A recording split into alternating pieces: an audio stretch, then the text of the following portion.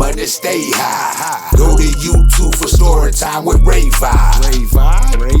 We say he's a great guy. Have a lot of fun telling you his life and blaze live.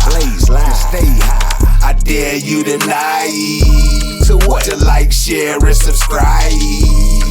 What is good, Vibe Gang? It is your boy Ray here with another story time with Ray. How's everybody doing tonight? Today I did a reaction that sparked up a story about in my youth, one of the best moments in my youth that I could remember. And this story goes back to me, I was about, I want to say 16, 17. Like I was in it. So this happened around, it had to be like after the 4th of July. So yeah, like the week after. And I remember it because of what somebody said at the ending of this one of the best block parties that ever was created off of just a blunt. So check it. I get a phone call. My man tells me, yo, come through. I got this, that, and the third. So I went over there. I got what I needed to get. I went upstairs to my room and I started rolling up. Usually when I smoke, I can't smoke in the house because fuck that. I go downstairs on the building next door to me. So the building next door to me was where I grew up. That's where I lived as a child. Around 15, 16, we moved to the building next door to us because it was a bigger apartment. I'll have my own bedroom because at the time at the other apartment I was sharing a room with my sister and my nephew. So this actually was gonna be my own room and shit. So, but I always went to the other stoop because they can't smell the you knows with the you knows, right? So go downstairs and make sure everything's copacetic. I light it up.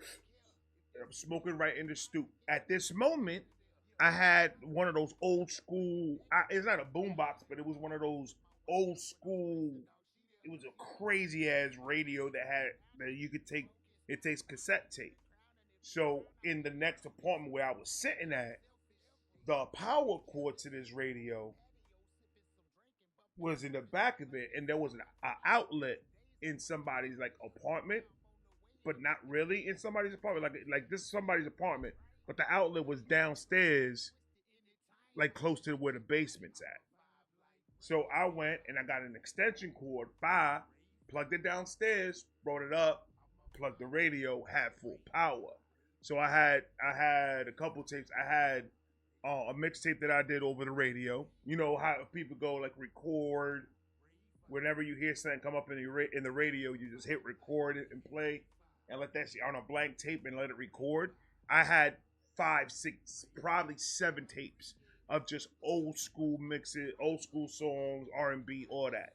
So I popped in Boys to Men. That was a Boys to Men mixtape. It had a couple Boys to Men songs.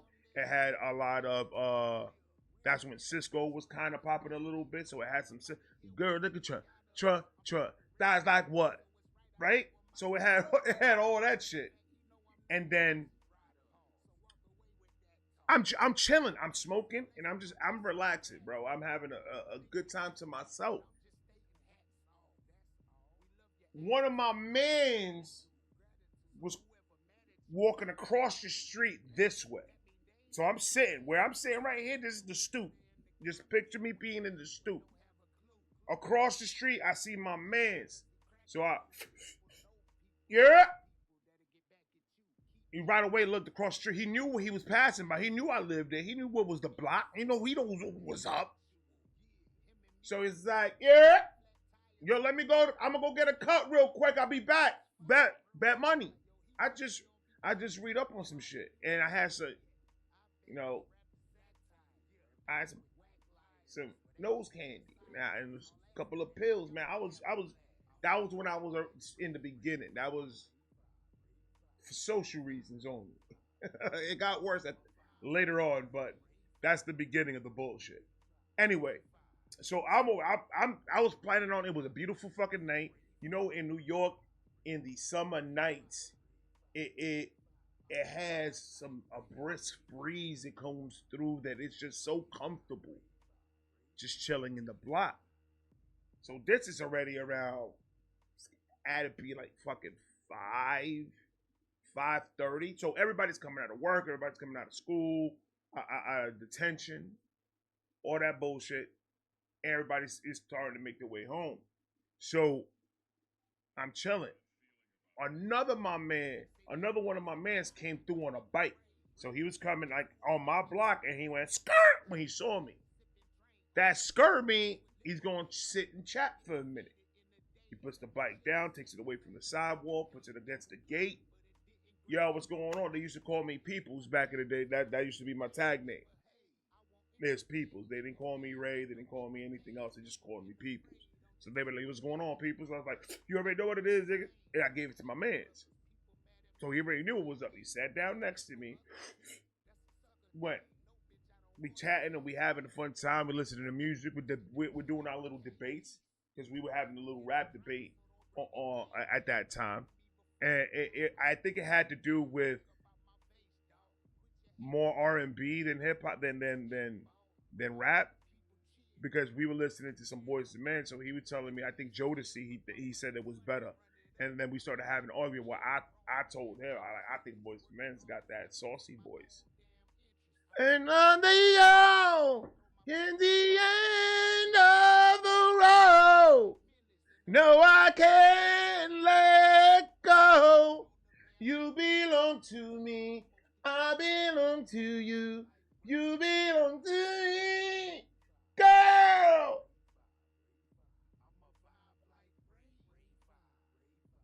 He wanted to bring Jodeci's bitch ass. Like, take Jodeci's dumb ass, take him, tell him to sit the fuck down. Tone. The fuck out of here. He's giving me all. So we having a real strong debate about this shit. We already in blunt number 2.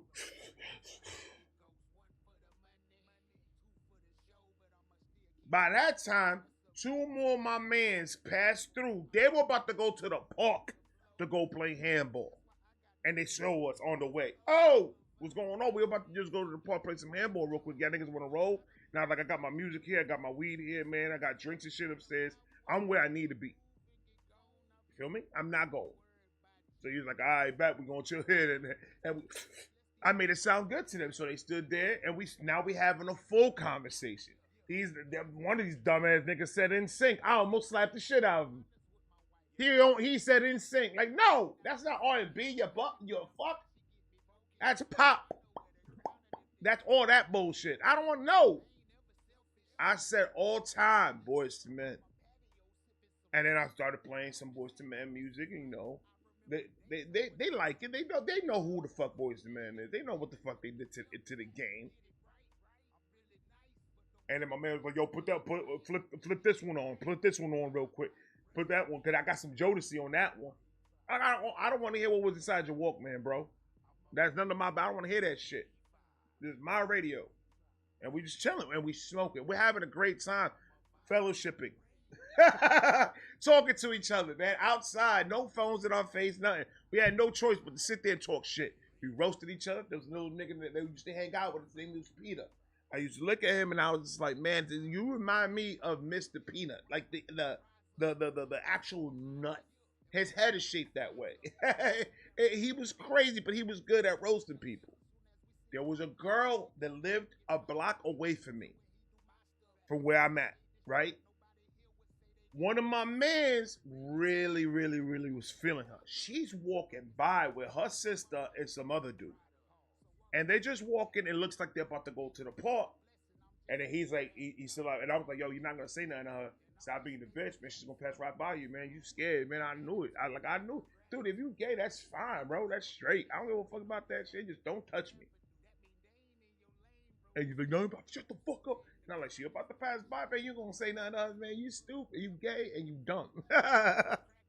And he just like he could not did not have the oomph to actually just say hi to her. Not even to say anything crazy.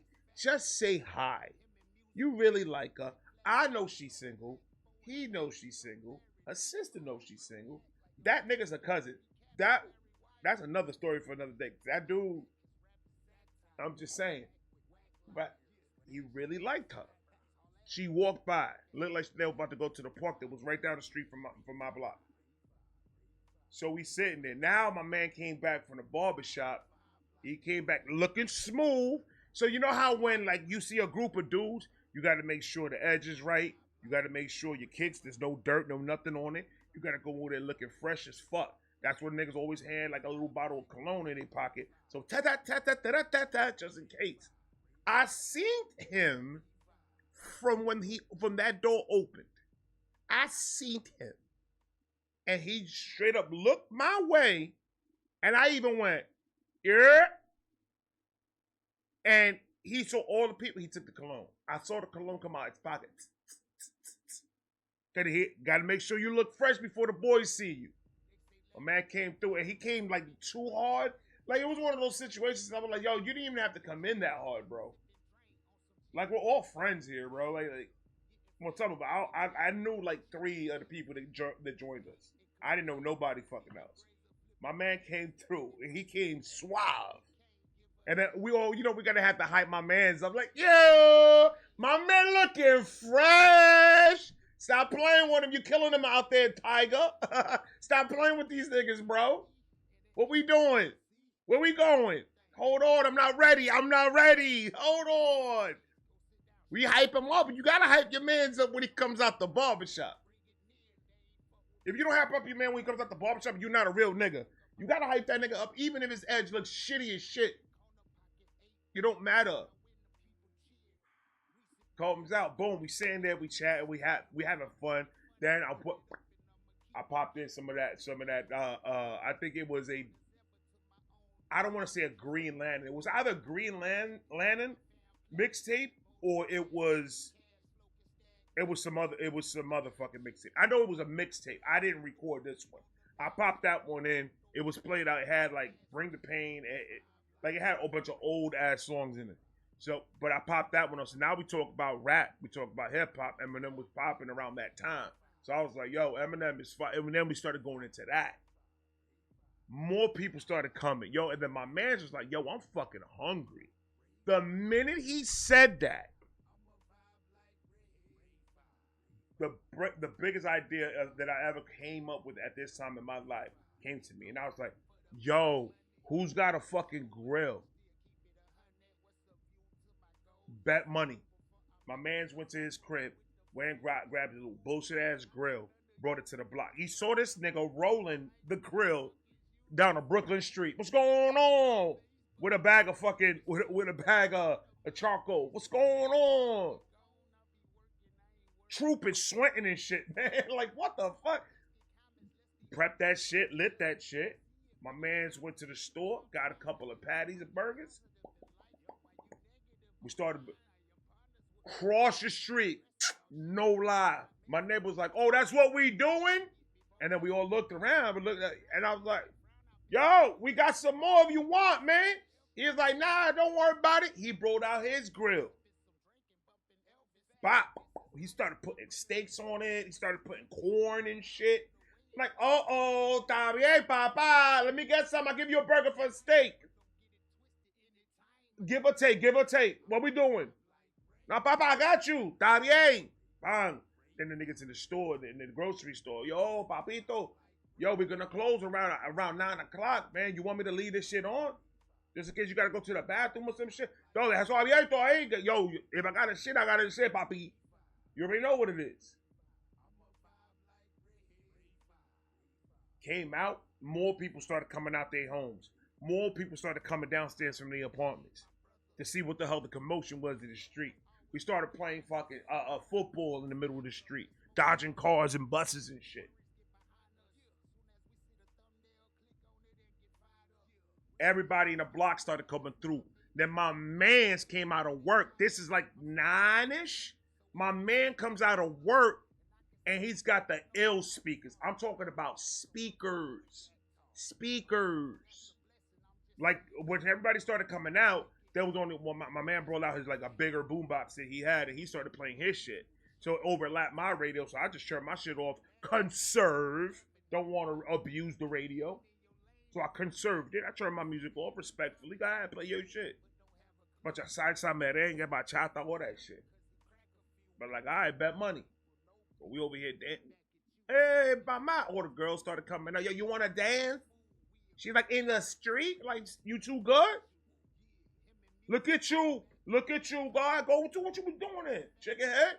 And you just dancing, having a great fucking grand time. My man came out with the speakers. The whole block woke up.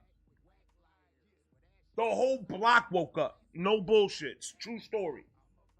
You started seeing the drug dealers. You started seeing everybody. So the block was getting hot, but it was all in peace and unity.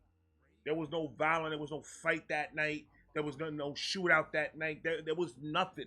It was like a moment that we were all just saying fuck everything, and we just needed a break, and we just broke from our normal routine bullshit.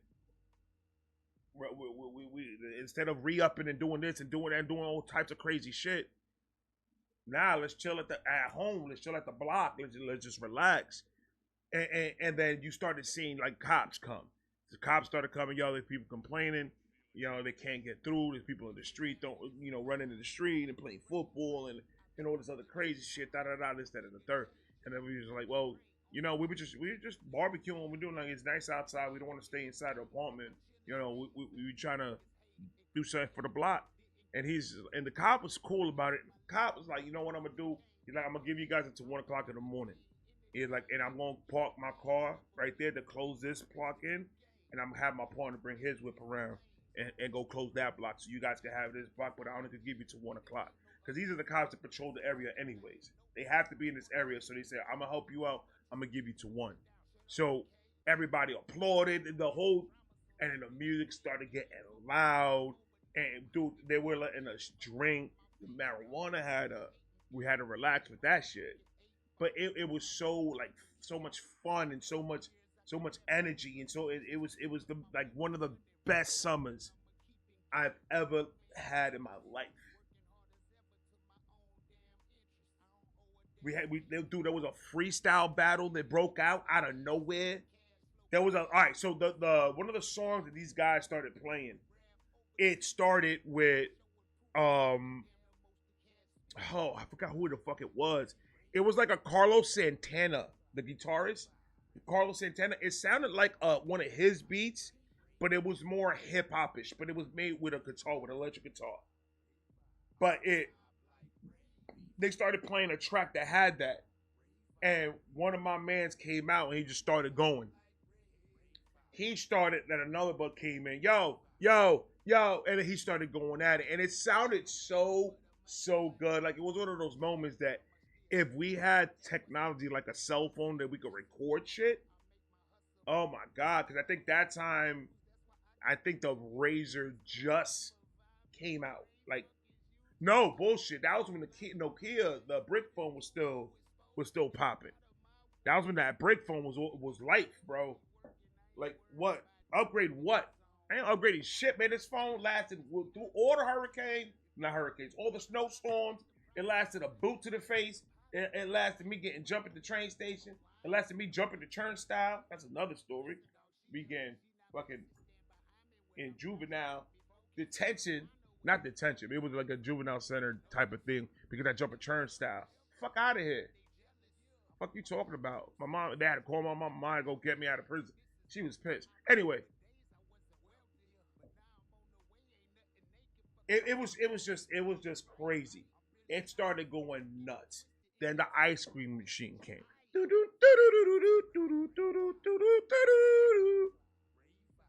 bring. The whole block went nuts. Oh, ice cream man! The cop let the ice cream dude through. so we could go ahead, so he could make his money, and we could go ahead and get something cold to eat.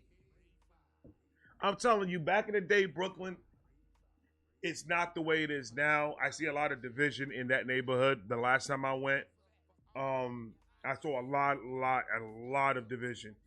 But back when I was a jet and I was out there in them streets and doing what we were doing out there, it was just a different feeling. It's there's some parts in New York, in some boroughs, that that feeling is still there, but it's sad. It was sad for me to see that unity in the block that literally I was pretty much born and raised in, to have so much separation that it's not even the same block anymore. Like, there's no more smiles. There's no more, bullshit, petty drama that entertains the whole neighborhood. There's none of that. It's just, I don't know you, you don't know me. I went to my grandmother's house. They don't even know who the fuck their neighbor is downstairs. And they've been living there for 5 years. You don't know your neighbor's name? It's the craziest feeling and eerie seeing that this block was where I was raised. This block is what made me who I am. This neighborhood made me who I am. And then what I seen was something completely different. It wasn't the same New York. But that's the story for tonight, guys. Man, I hope you guys enjoyed it. I love all of you. I got another story coming tomorrow. Please like, comment, subscribe. Do all of that. And I am out of here. Get money, stay high. Go to YouTube for story time with Ray Vibe. We say he's a great guy.